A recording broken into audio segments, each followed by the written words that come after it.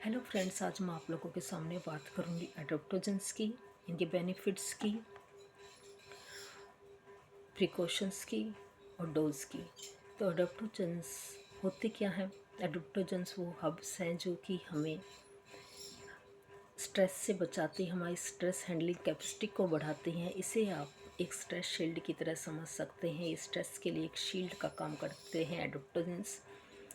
और एडोप्टोजेंस की कैटेगरी में आते क्या क्या है? एडोप्टोजेंस की कैटेगरी में आती है हमारी अश्वगंधा, तुलसी, शतावरी, गिलोय, मक्का रूट, जिनसेंग, रोडियोला। अब बात करते हैं इनके बेनिफिट्स की। एडोप्टोजन से स्ट्रेस कम होता है, एक तो हमारा फोकस इम्प्रूव होता है, इम्यूनिटी स्ट्रॉन्ग होती है, हार्मोनल बैलेंस में रहते हैं हमारे, स्लीप बेटर होती है, स्टेमिना बढ़ता है।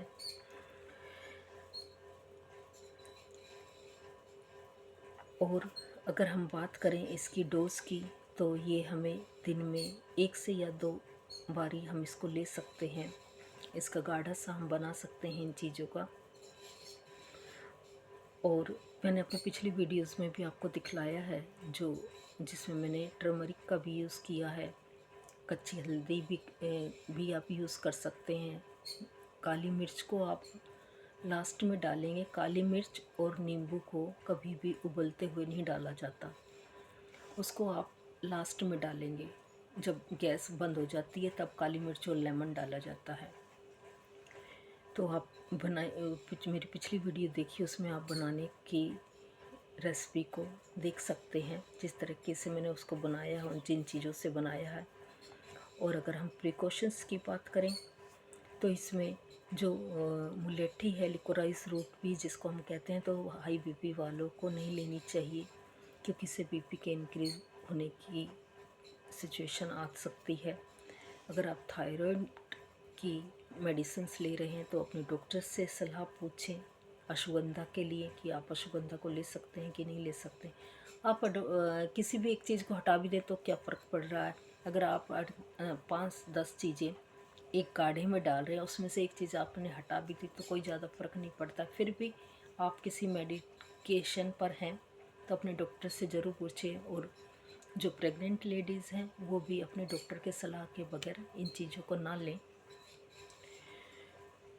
इनमें क्योंकि कई चीज़ें गर्म होती हैं, तो उसमें से आपको लोगों को देखना पड़ेगा आपकी बॉडी की तासीर कैसी है। हर एक की तासीर अपनी अलग अलग होती है। वैसे जो अडोप्टोजेंस हैं का फ़ायदा होता है, काफ़ी अच्छा होता है, आप ज़रूर लें। मैं भी ले रही हूँ। मैंने इसका फ़ायदा एक ही दिन में महसूस किया है। और जब हम बात करूँ मैं स्ट्रेस की, एंजाइटी की, तो हमारी बॉडी ना तो ज़्यादा स्ट्रेस के लिए बनी है और ना ज़्यादा एक्साइटमेंट के लिए बनी है, क्योंकि हमारी बॉडी 1,40,000 तरह की प्रोटीन बनाना जानते हैं, जो हमारी बॉडी के सेल्स हैं। और कभी स्ट्रेस में जाएंगे, कभी एक्साइटमेंट में जाएंगे, तो उनका जो प्रोसीजर है ऑप्टिमम लेवल पर काम करने का, वो कहीं ना कहीं डिस्टर्ब होता है। और क्योंकि आजकल का जो इन्वायरमेंट है वो बिज़ी शेड्यूल ज़्यादा है, लेडीज़ भी जॉब कर रही हैं, घर का भी देख रही हैं, जेंट्स भी ऑफिस में जाते हैं, चाहे आप बिजनेस कर रहे हैं, चाहे आप कोई काम जॉब कर रहे हैं, तो आपको अपने स्ट्रेस हैंडलिंग कैपेसिटी को बढ़ाना है। क्योंकि स्ट्रेस तो किसी ना किसी चीज़ से, कोई आप संत तो है नहीं समाधि में बैठे हुए हैं। तो अगर आपको स्ट्रेस हैंडलिंग कैपेसिटी को आप बढ़ा सकते हैं पान अपान से। आप कहीं पर भी 2 मिनट बैठ कर लीजिए, किसी को पता भी नहीं, खाली सांसों पर ध्यान ही तो रखना अपने ध्यान को। जैसे ही आप स्ट्रेस में जाते हैं, आप आ, अपने सांसों पर ध्यान लाइए और 2 मिनट शांत होकर बैठिए।